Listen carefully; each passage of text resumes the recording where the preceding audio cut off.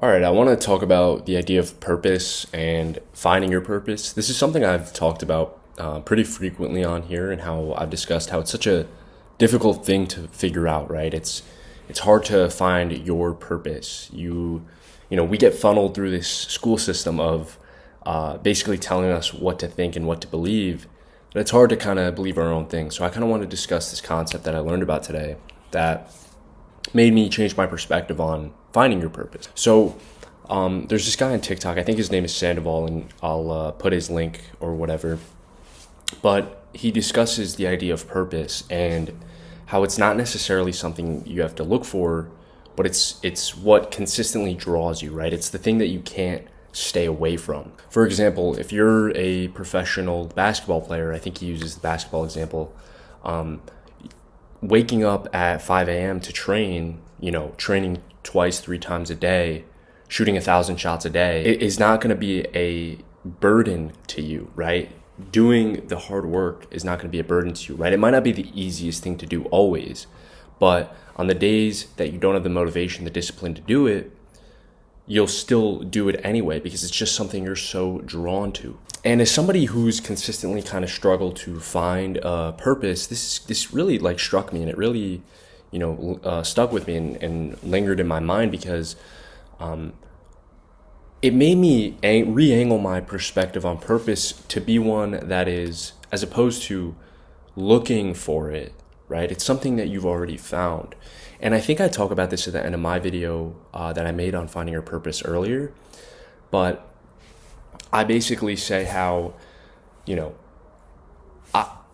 my purpose was there all along, and it was what I believe is video making and entertaining and, spreading a good message, right? I believe that is my purpose. And that's something that I failed to see that was in front of me this entire time. I had always been passionate about that. I always enjoyed that. And it was something that I did when I was a kid, and I just didn't even think about it. I just didn't think about it until recently. So hearing that video kind of helped me have clarity about it, right? I no longer question it, right? If it's something I'm drawn to, if it's something I can wake up every day, no matter how I'm feeling, no matter what kind of mood I'm in, no matter what the situation is, where I am, if it's something I think about doing and I at least make my best effort to do it every day, then it's clearly my purpose, right? It has to be. People mistake purpose for interest, right? You have these hobbies. I love basketball. I adore basketball. It's my favorite sport. I love playing it. But I'm not itching to go down to the basketball court and shoot some hoops right now and strive for, greatness in that sense.